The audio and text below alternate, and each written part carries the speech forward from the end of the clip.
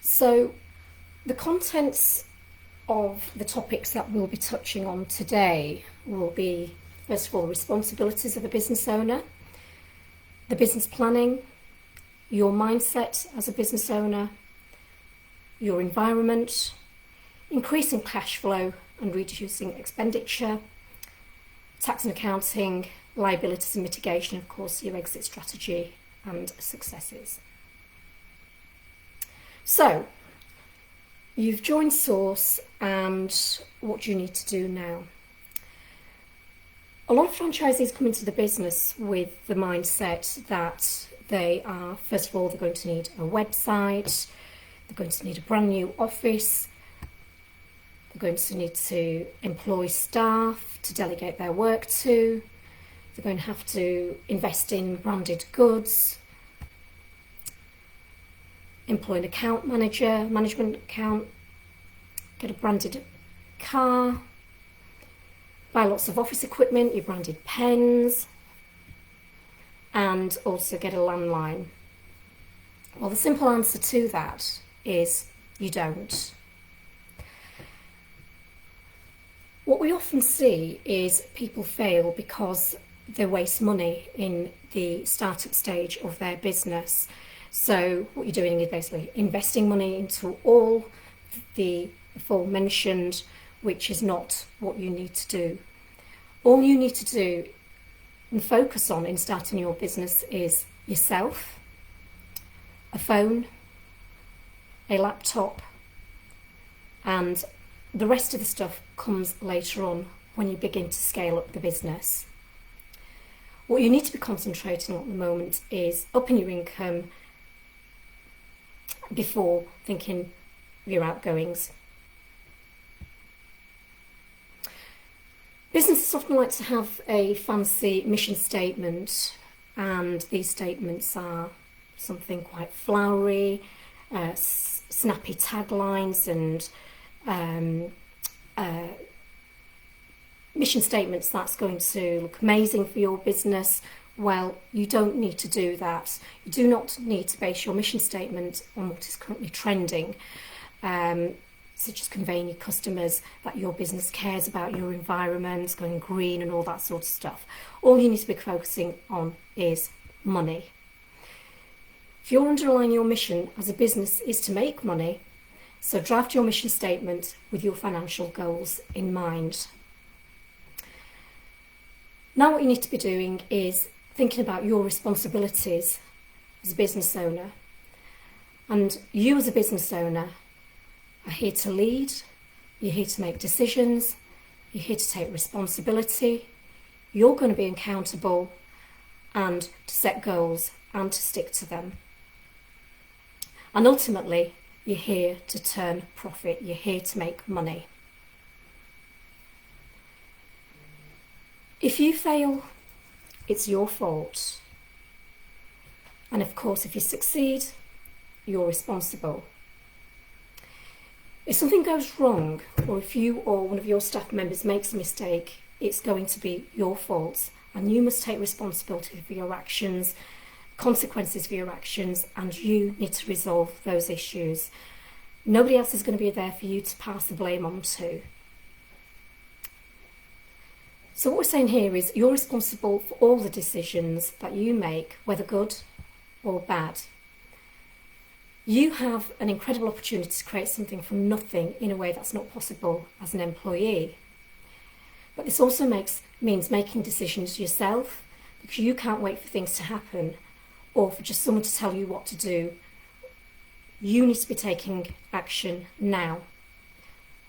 As always, the buts and the ifs stops with you. You also have to shift your mindset as a business owner.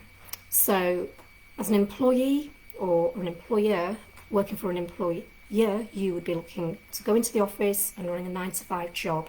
9 o'clock, you walk into the office, do your job, you're going to get paid. Finish at 5 o'clock, come home, see family life, whatever you do, gym. You will not succeed if you treat your business as a job. You've got to put in the hours right from the start, and you will get out what you then put in. We're also going to be thinking about the comfort zones. So from now, setting up your business, coming to Sourced, feeling uncomfortable is going to be your new comfort zone. As an employee, you're used to thinking inside the box rather than outside it. So as a business owner, there is no box. You see what others don't, and you need to test new ideas, seize new opportunities, and take risks. And of course, this requires courage, thick skin, and the ability to keep going despite rejection and scepticism. So what we're talking about here, you've got to be resilient and be prepared to take and make decisions that you wouldn't as an employer. You've also got to learn to enjoy breaking rules. And as we just mentioned, if you're working for an employer, generally this would mean breaking rules would generally mean dismissal, and you would go through grievance processes, possibly even to tribunal for breaking these type of rules. So you are going to be at somebody else's mercy. Whereas as a business owner, on the other hand, you aren't interested in the status quo. Business owners are always looking for ways to do things differently. And that means moving quickly and breaking things and fixing them later. So it's about perfecting as you go along and not procrastinating and getting the job done. If things don't work first time, that's absolutely fine, fix them later. So what we're saying also is doing what you do it. What you do it now. And again, coming back to the employee sort of mindset, you know that you're going into the office, you're getting paid at the end of each month, regardless of the effort that you put in. And if you put a job off or don't work to deadlines, then there probably are going to be very little consequences. Whereas if you don't take action as a business owner, you're not going to get paid. You're not going to be, you can't be depending on a paycheck. Your cash flow is going to be about what you put in. If something needs to be done, you need to be doing it now. And of course, don't be afraid to fail. You are going to make mistakes. As a business owner as well, myself, had more failures than success. It's daunting, and we've learned from them. I've come away working on businesses within the agency side, for example, afraid that my prospective clients aren't going to get back to me. And the reason for that was down to the marketing, the way in which I was marketing for appraisals, for example, to go out and value properties for my clients, my prospective clients. I wasn't getting the leads coming in, so I had to change the way in which I handled that and changed it more automated as opposed to putting too much work and doing all the work myself, finding that automated, that way I could monitor what was coming in, and also on the back of that able to find out which clients were coming to me potentially and then walking away. I was then able to follow up those leads and understand why they were walking away, and that was then ultimately winning me business. And of course, every single one of those failures have helped me scale my business to what it is today as well. And it's no different. So you've got to remember that being part of a franchisee means learning from mistakes that others have made. And I'd be more than happy to speak to you, chat to you about failures and how I've overcome them, or speak to other franchisees as well in the network. We've got established franchisees who have been with us for many, many years. They've made mistakes as they've gone along and overcome issues and problems within the business, and speak to these guys, put the word out, and they'll be more than happy to help and support you as well. So coming to your network is going to be your net worth. So before you spend any money or on attracting new businesses, or before you do spend money on attracting new business, tap into your connections that you already have. And these can be your friends, there could be your family, these could be people who you may have met at networking events, and also, whoops, let's just go back there again, and people who you may know in your social network, for example. So I'm just going to give you an example here of the Sin event that I've been running now for a few months, since January, and that was in that is in Birmingham every month. And each month I've grown my network, and now we have up to about 30 people coming each month to the Sin events, and of those we've grown relationships with mortgage brokers, grown relationships with conveyancing teams, investors, QSs, architects, builders. So all of these people who I am now in touch with, who come to my events, I'm able to use these as resource, my go-tos, and resources for working on other projects that other franchisees may want. So I'm able to refer these people to my other franchisees as well. So think about that, and look at tapping into your own network as well, or growing your network. So within employment, we have these sort of objections, as in it may be too expensive, or I can't afford to hire full-time staff, or I don't have an office, or I need insurance or pensions. So we've got to look at a way of overcoming these, and the solution to this would be virtual assistants, for example. You may look at hiring out, sourcing out your work to VAs, for example, abroad. I've got some fantastic VAs who are very, very competent overseas, and they can help you run your business, so you're effectively delegating your work out to the virtual assistants.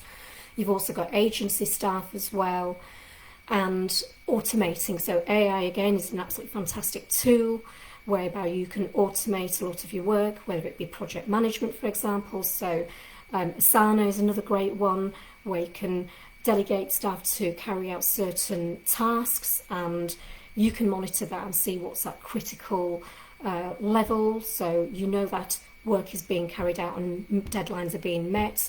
And then of course you can also then take on software as well. So scaling up your business. So if you look at this kind of analogy, that imagine you own a cake shop and you want to go from baking one cake to baking 10 cakes, or from one property, for example, to 10 properties, then you need to add those ingredients in. You need to be tweaking and changing and then adding. So what we also need to be doing is finding out what the demand is and a place to sell them. So look at this analogy and find a solution to that. And the same applies when, I say, you're looking to scale up your property business as well. So when you come to scaling your business, and when it is the right time to scale up your business, you want to be looking at building the right team. So you want to make sure that you've got the right sort of people employed within the team to carry out and make sure that they are completing the tasks that have been delegated out to them, whether it be operational, marketing, sourcing, for example. And of course you can then also outsource and automate. So this takes you away from the business, so you're doing very, very little, or as little as possible, so then you can concentrate on other areas of your business. And then you can also up your marketing as well, looking at upping your marketing, looking at different social media channels, for example, your LinkedIn, your Facebook, your Instagram.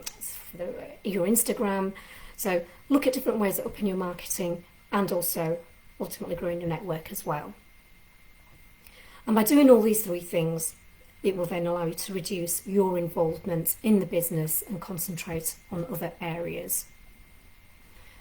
So your business planning, that will be, go back again, market research. So your market research will be, of course, finding out what's going on, what are your investors looking for, and ultimately what it is that you'll be able to deliver.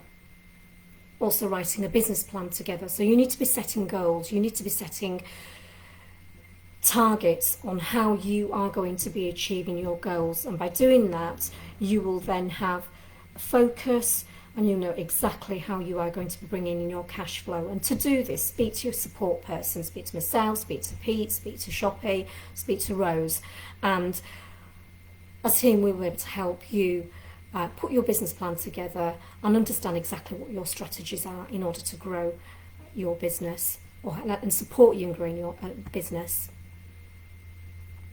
So your mindset, moving from employee to employer mindset, that is one thing that you need to also be looking at. And removing, of course, any sort of emotional attachments.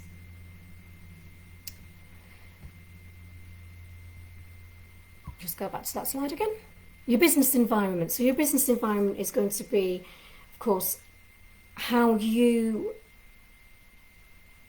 set yourself in a business environment, being surrounded by the right sort of people, the right sort of like-minded people, going to networking events where you're talking to people who are within property themselves, for example, property development, or the strategies that you're looking at, you're looking to work on, for example. So your business environment is also not just your office environment, it's also your outside environment, being who you engage with, how you engage with them, and what they can do to help you grow your business as well. So increasing cash flow and reducing expenditure. This is, of course, the first thing that you want to be doing, is looking, you've just invested your money into Sourced and you want to make sure that you are also getting your return as quickly as possible. So looking at different ways in which you want to be doing that, whether it be sourcing, because that's going to be ultimately the quickest way, and then quickest way to get your cash flow in, and then your larger projects, for example, such as your development projects or your commercial to residential projects, which are going to be slightly slow burners, but of course ultimately they're going to give you the bigger profit margins. And increasing your cash flow, put my teeth in, increasing your cash flow and reducing your expenditure. So your expenditure will be what we just spoke about earlier on, and that is not investing in all those your branded pens and laptops and office workspace. Tax and accounting. So of course you will need to employ somebody to do this. This will be an accountant, so ideally somebody who is very knowledgeable within property. We have a chap called Andrew Potts, who regularly comes to our tax and accounting, who runs the tax and accounting courses at the head office as well. So periodically he does come along, so just keep an eye out on the Course-ISEO events list. I think we've just run one a few weeks ago and he will be back again, so he's fantastic, and he was somebody who will be able to look after you as well. And again, liabilities and mitigation as well, that is something that we can touch on at another stage. Exit strategy and succession plan, and this is something again we will be able to talk about when you sit down with your support person and put your business plan together. And ultimately it's your goals, your targets, your goals, how you're going to achieve them, and what is going to be your exit strategy, and to say that you successfully accomplished what you want to accomplish.